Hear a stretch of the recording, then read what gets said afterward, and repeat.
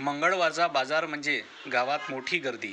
सकाळपासूनच रस्त्यावर माणसाची लगबग सुरू व्हायची.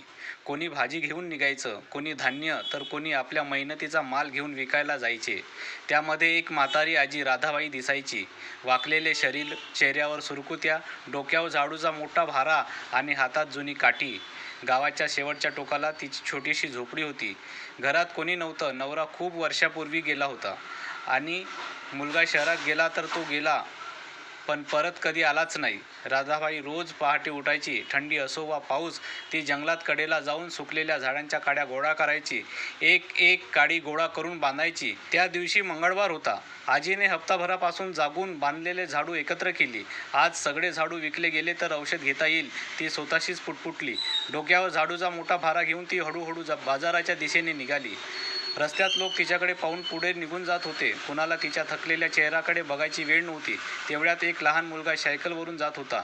तो फिरायला रोज जायचा, पण आज दुसऱ्या वाटेने गेला होता. त्याने आजीला पाहिलं. घामाने ओला झालेला तिचा चेहरा, थरथरणारे पाय आणि डोक्यावर एक मोठं ओझं मुलाला विचित्र वाटलं. मुलगा थांबला. आजी, एवढं ओझं घेऊन कुठं चाललीस? तो हळूच म्हणाला.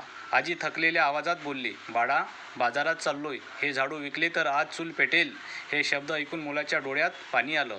त्याने स्वतःची सायकल बाजूला ठेवली. आजीच्या डोक्यावरचा ओझं उतरवलं. चल आजी, मी घेऊन जातो. त्या क्षणी राधाबाईच्या डोळ्यातले अश्रू थांबत नव्हते. कारण आयुष्यभर तिला लोकांनी फक्त ओझं दिलं होतं. पहिल्यांदाच कुणीतरी तिचं ओझं हलकं केलं होतं. मुलाच्या मदतीने का असेना राधाबाई बाजारात पोहोचली. सूर्य डोक्यावर आला होता. गर्दी वाढत होती. कोणी भाजी घेत होतं, कोणी कपडे घेत होते, गोडधोड घेत होते, खरेदी करत होते. पण एका कोपऱ्यात बसलेली राधाबाई मात्र शांत होती. तिच्यासमोर नीट रचून ठेवलेले झाडू आणि डोळ्यात एक छोटीशी आशा होती. झाडू घ्या हो, मजबूत झाडू, ती हळू आवाजात म्हणायची. पण लोक तिच्याकडे बघून पुढे निघून जात होते. कोणी भाव कमी मागत होते, तर कोणी नंतर येतो म्हणून टाळत होते. संध्याकाळ झाली तरी एकही झाडू विकला गेला नव्हता. राधाबाईच्या डोळ्यात हळूहळू पाणी जमा होत होते. कारण आज झाडू विकले नाहीत तर रात्री चूल पेटणार नव्हती. तेवढ्याच सकाळी सायकलवर भेटलेला मुलगा आपल्या मित्रासोबत बाजारात आला. त्याने दुरूनच राधाबाईला पाहिलं. ती जमिनीवर बसलेली होती. चेहऱ्यावर थकवा होता आणि बाजूला तसेच पडलेले झाडू होते. मुलगा मित्रांना म्हणाला, हीच ती आजी आहे. सकाळी एवढं मोठं ओझं घेऊन आली होती. क्षणभर सगळे शांत झाले.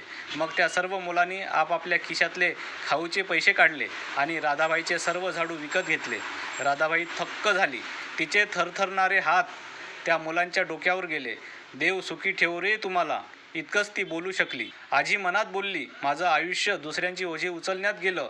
दुःख, उपासमार आणि एकटेपण सहन करत जगत राहिली. पण त्या दिवशी त्या छोट्या मुलांच्या मायेच्या रूपात आजीला खराखुरा देव भेटला. त्या दिवशी बाजारात राधाबाईचे झाडू विकले गेले होते, पण खरं तर त्या छोट्या मुलांनी एका म्हाताऱ्या आजीच्या डोळ्यातलं हरवलेला विश्वास विकत घेतला होता.